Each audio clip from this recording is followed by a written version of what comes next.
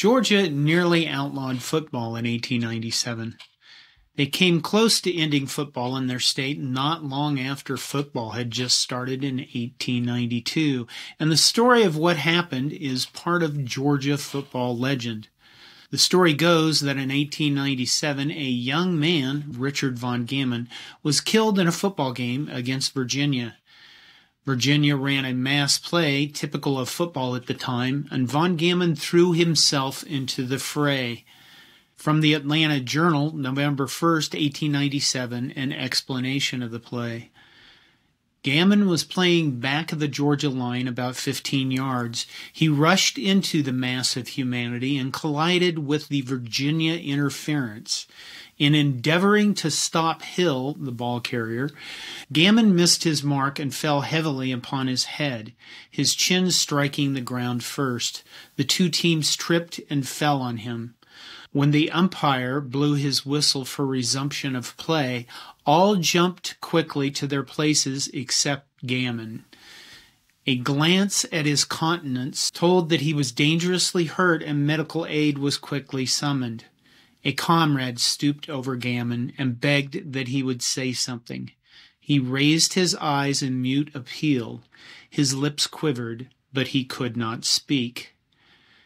Now, other accounts state that von Gammon walked off the field of his own power after being briefly revived, and when asked by his captain, William Kent, if he was giving up on the game, he replied, "No, I've got too much Georgia grit for that," which seems a little bit too gooey to be true. An ambulance is called. He's taken to the Grady Hospital. His father and mother were informed about their son, and both make it to the hospital just before he passes. Surrounded by his father and mother and 3 or 4 of his best friends, von Gammon dies at 3:40 a.m. Sunday morning. His funeral was held at the First Presbyterian Church in his hometown of Rome, Georgia, on November 1st, 1897. He was 17 years old.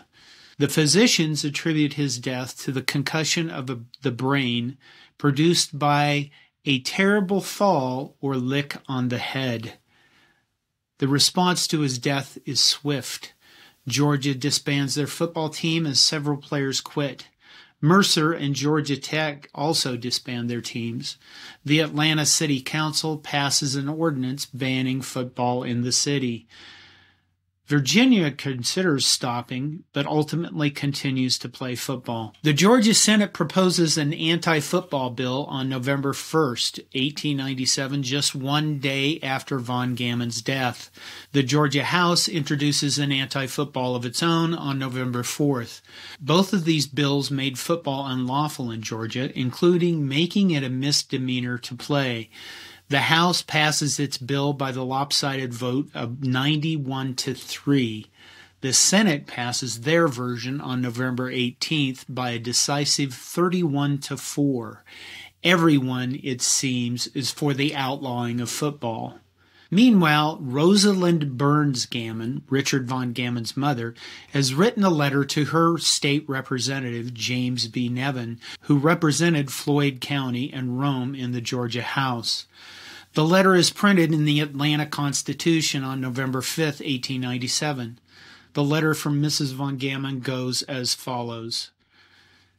It would be the greatest favor to the family of von Gammon if your influence could prevent his death from being used as an argument detrimental to the athletic cause and its advances at the university.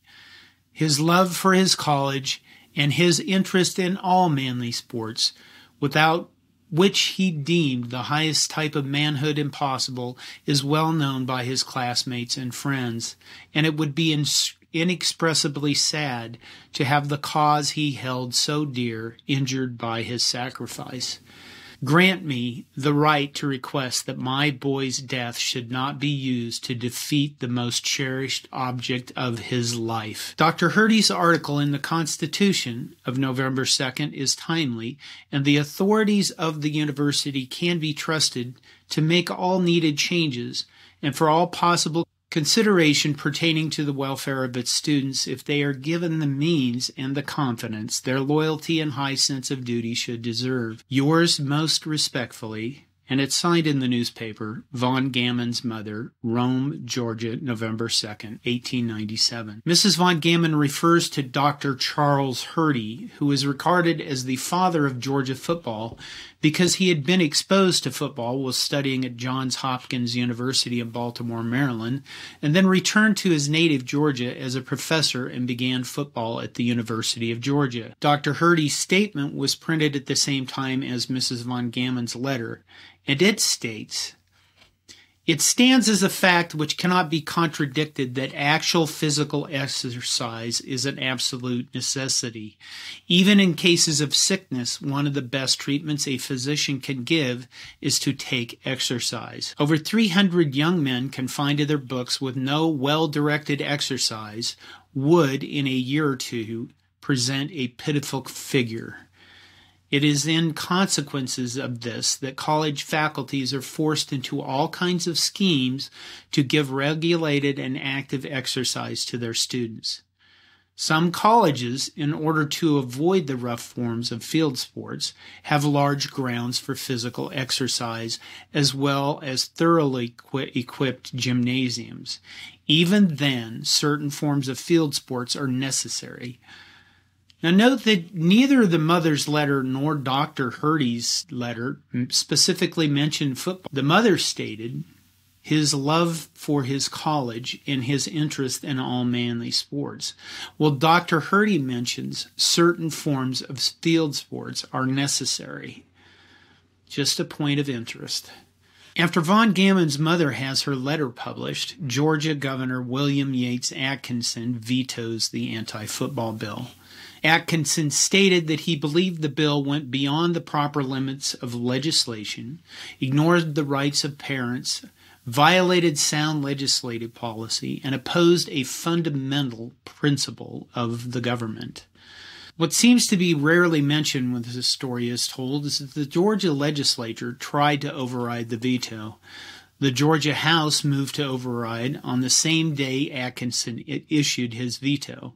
In that vote, 107 representatives voted yes, 45 voted no, and 20 did not vote. The two-thirds vote necessary to override a veto fell 10 votes short. You can bet the letter by Rosalind Burns Gammon was responsible for swaying the minds of some of those voters. The vote is pretty close, though, and the question you have to ask is, why is there so much opposition to football? Now, the answer to that can be found in an article from the Georgia Historical Quarterly in winter 2009. In an article entitled, "Unrelenting War on Football, the Death of Richard Von Gammon and the Attempt to Ban Football in Georgia," by Christopher C. Myers. Mr. Myers makes the point that Christian organizations are very opposed to football. He states, "By the time Gammon died, Southern Evangelicals had a long record of opposition to athletics in general. Historian William J. Baker suggested that the Southern dislike of athletics stemmed from hostility toward the North because organized sport was, after all, a Yankee creation. Professional sport was taboo in the 19th century South, and among those that met with disapproval included horse racing, prize fighting, and baseball. Horse racing attracted a debauched, disreputable crowd that engaged in activities unacceptable in Sunday school. Civilized, respectable, God-fearing Southerners did not tolerate the brutality of prize fighting, and they associated baseball with drinking and gambling. Southern evangelicals disliked football on college campuses largely because it interfered with the academic mission of the institutions. In 1897, the Methodist Wesleyan Christian Advocate described the game as essentially brutal and is degrading in its influences. Methodists particularly took a dim view of the football at the University of Georgia, believed it was essentially a reveling, demoralizing, money-making scheme that threatened to turn the university into an athletic club. What do you suppose they would think if they saw today's football commanding billion-dollar contracts? Furthermore, following the Georgia-Auburn game in February 1892, the Wesleyan Christian Advocate suggested that football caused young men to find their pleasure in mere sensual energy. Likewise, North Carolina Methodists announced that football was a source of evil and no little evil. Methodists and Baptists in the South campaigned against the game and succeeded in having the sport banned at numerous colleges and universities. While opposition such as this didn't stop football in its tracks, it did have an effect on the game, eventually. Football in 1897 was an incredibly brutal game, and it would take many more years for the sport to evolve into what we know today. Remember Teddy Roosevelt's intervention during the crisis in 1905, and yet another more serious crisis in 1909 before rules would be enacted that would take the extreme brutality out of the game. There are some anomalies I found that I want to point out while I was doing research for this video, mostly because they are interesting and I haven't found them mentioned anywhere else. For example, I found an article in the Muscatine Journal from Muscatine, Iowa on December 8, 1897, and at the end of the article it says, "It has been stated that Mrs. Von Gammon, mother of the football player who was killed in the University of Virginia game against the University of Georgia, has asked the governor to veto the measure." And the final line of that article is, "This report is denied by Mrs. Von Gammon." It's notable the line occurs at the end of the article. Normally I would have chalked this up to a problem with the telegraph, as that was how articles were communicated around the nation then, and it was common for the lines to break down mid-article, so writers would just kind of fill in the rest of it as they could. Because of that, you put most of the important information at the beginning of an article to avoid the issue of the lines breaking down. This is where the journalistic concept of a lead came from, a lead being the opening sentence or paragraph of a news article summarizing the most important aspects of the story. The denied by Mrs. Gammon line appears in articles in the Chicago Tribune, newspapers in Wisconsin, Ohio, Kansas City, Mississippi, Indiana, Kansas, and Tennessee. In other words, it's not just a telegraph anomaly, but there's never been any other indication that Mrs. Von Gammon recanted her story.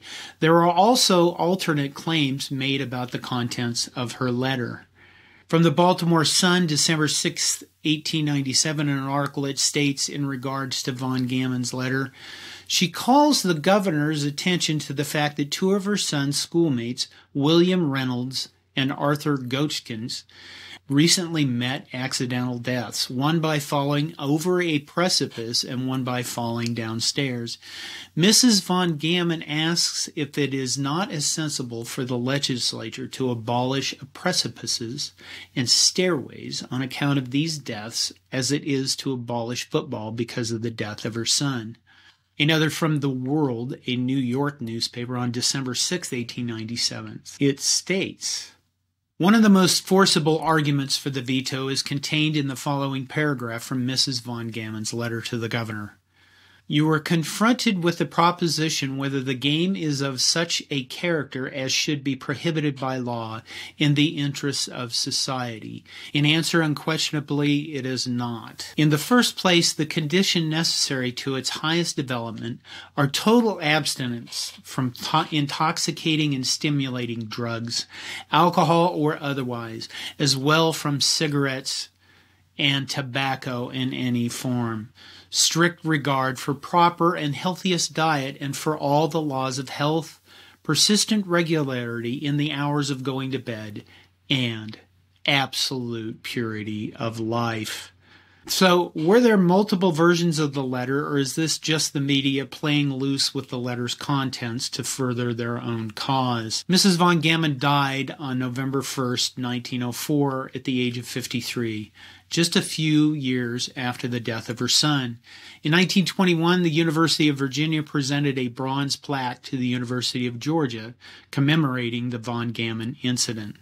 In the city of Rome, Georgia, the hometown of Richard Von Gammon, there is a sidewalk plaque honoring Rosalind Burns Gammon, who is known as in Georgia as the woman who saved football.